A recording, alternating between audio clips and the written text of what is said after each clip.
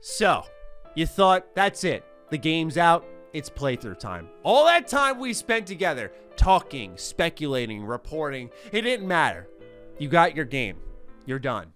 Not anymore. News update time, baby. Today we get into the first patch of many coming to Mass Effect Legendary Edition. On top of that, BioWare is setting personal records for themselves with the launch of Mass Effect Legendary Edition. Where does this leave the future of the franchise? We will discuss. And last but certainly not least, it's not all rainbow and sunshines. We have to talk about the PC version of this game, which is not having widespread issues, but enough issues to warrant having a discussion. So with all of that, if you're new here, come on, hit the subscribe button. What are you doing? Join what we have going on here with all the BioWare content. Hopefully one day we can start talking about Dragon Age Legendary Edition. That'd be cool. All right, so here we go. Let's get into the first patch. One thing I noted in my preview of Mass Effect Legendary Edition was this game is awesome. It's what I wanted.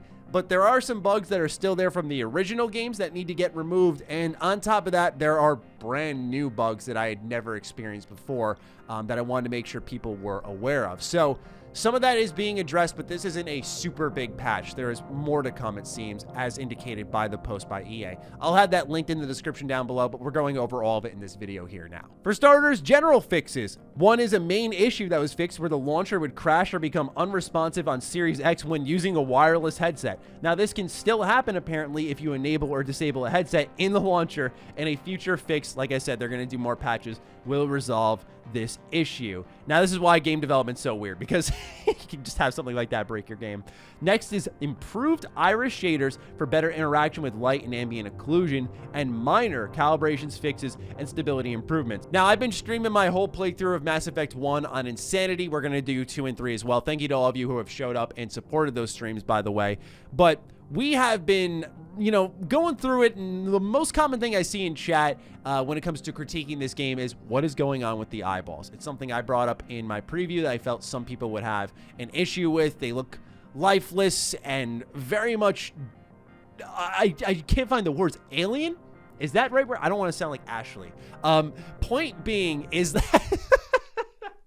Point being is, I feel like there needs to be something done here. They're not lifeless like Andromeda, but just something with BioWare and eyeballs seems to be an issue for them. This isn't as bad, not by any stretch, I feel. And I think most of it's due to just this being the only part of the face that moves in animation. So you just see these kind of deadpan eyes looking right at you while this part of their face only moves. It's strange. But anyway, they're fixing that, but they're also going into Mass Effect 1, 2, and 3 with their own individual fixes, some of those overlapping. So with Mass Effect 1, they're saying they're improving the terrain textures, and they fixed an issue where kills for achievements/trophies weren't tracking correctly. As for both Mass Effect 1 and 2, they resolved an issue where the character code would sometimes not display in the squad menu, and improvements to pre-rendered cutscenes to reduce the occasional artifacts that were popping up.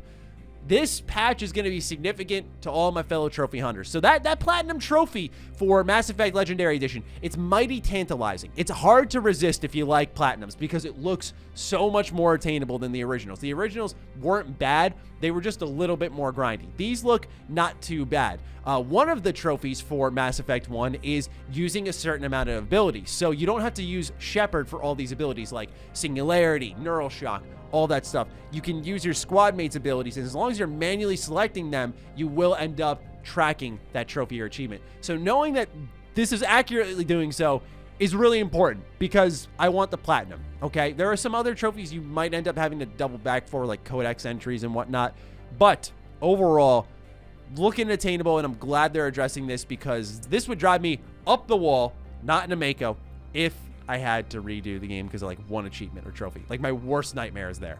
As for Mass Effect 2, they improved the lighting and shadows in some cinematics. There are minor visual, rendering, and VFX improvements on some levels, and they resolved minor text issues with achievements. As for Mass Effect 3, they fixed an issue where kills for achievements/trophies were not tracking correctly, just like Mass Effect 1. So overall, this is a patch for all of you out there who are desperately, chasing down the trophies, chasing down the achievements, but they will have more patches, more fixes that we will get into in future updates for this game. Because once again, as I said in my preview, there were some bugs that I was kind of disappointed to find.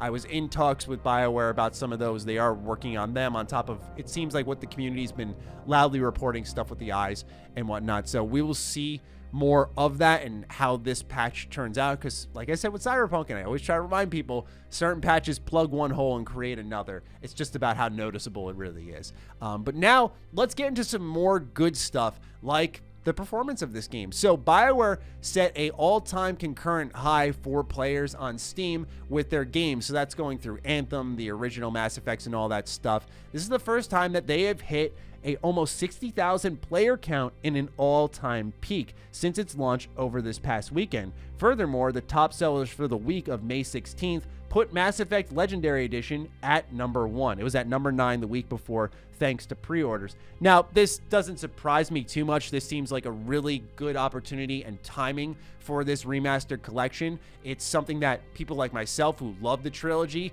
and had a lot of great memories with it are looking forward to re-experiencing. It's been enough time for us to miss it and forget it, because for me, I hadn't played since 2014, so a lot of this playthrough to me, some things are new, some things I completely forgot about, and it's been great to have the chat there when I'm doing my playthrough, guiding me, reminding me of things. It's been a ton of fun. But of course, the success is there because now there's an opening for new fans, people who have not played it before. And it's really awesome to see people coming in, establishing these relationships with these characters, learning about all the memes and whatnot. There are DLC that I've also missed that you can experience. So this is like a really well-timed relaunch for this game series. And people are excited about Mass Effect again. So clearly this will have an impact on the hype for Mass Effect 4. But what's very interesting is, I believe, and this isn't a report or a scoop or anything, but you can kind of just tell by the way they're marketing it and what we've seen so far, the next game from BioWare should be Dragon Age 4. That generally should be the expectation.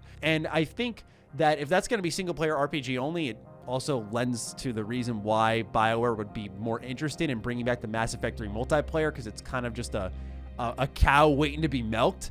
And that could be good income for them to help supplement these single-player games that they are well known for. But people are going to be really excited for when Mass Effect comes around. I do wonder, with the success of this, if they are going to do something like a Dragon Age Legendary Edition. I'd love to talk to someone from BioWare and ask them some questions about the making of this game and the future of their remasters, or someone from EA, and just talk about this stuff, because EA was very anti-remaster, and these numbers are undeniably good. So I personally sit there and think, like, this should change the whole game. What about Dead Space? That's a dead series right now, pardon the pun. What about that? Why wouldn't you bring that back in a remastered trilogy? I think there is a lot of untapped potential there for EA, and especially BioWare. You know, KOTOR, hello, Jade Empire, hello. There's a lot there that's just lying dormant. So this seems like free cash in an obvious route for BioWare. It's the same thing like the no duh moment I'm waiting for with Bethesda and Fallout 3 in New Vegas, where they go, right, free good PR and money. Who doesn't want that? So these numbers were to be expected, but I think it's increased optimism for BioWare, which is something they desperately needed.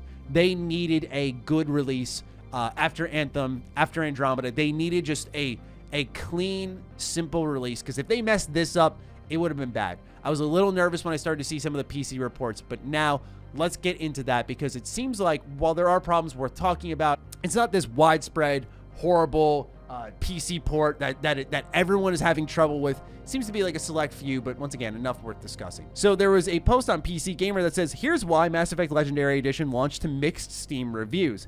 But now there has been an update to that, as you can tell. Very positive reviews. So it seems like people who were having issues early on have been washed out by those who have been having a great time. For starters, the Steam version launches Origin in the background, which is annoying and may require troubleshooting. This is true, and it did cause a brief problem for me. On first launch, a prompt complained that I couldn't run EA Desktop and Origin at the same time. I'd forgotten all about installing the EA Desktop beta and had to find and kill the process in the task manager. Once I did, it launched fine, and Origin is not too intrusive. It automatically pops up when the game is launched and then hides in the taskbar. See, I was actually not able to test this when I had the PC port, because BioWare gave me an Origin code, and then they gave me a retail Origin code. So that means that I had a test version, and then I had a version for myself when the game launched and that code expired. So I was never able to test the Steam version, but this could definitely be frustrating for a lot of people, because I know PC players are very, I think the word is meticulous, right? To me, this doesn't seem like the biggest deal. I could see why someone would get annoyed, but like having a little window pop up and just be like, hey, Origin's open, but PC players like everything in one place. They don't like a ton of launchers. They don't like a ton of windows. They're very picky. They're a very picky elite bunch. As for Reddit, we're seeing some problems with frequent crashing, such as Legendary Edition for Mass Effect 1 having a lot of shutdowns. So this is a warning to anyone else looking to pick this up on PC. You might want to wait. Mass Effect 1 Legendary Edition is crashing quite frequently and is driving me mad.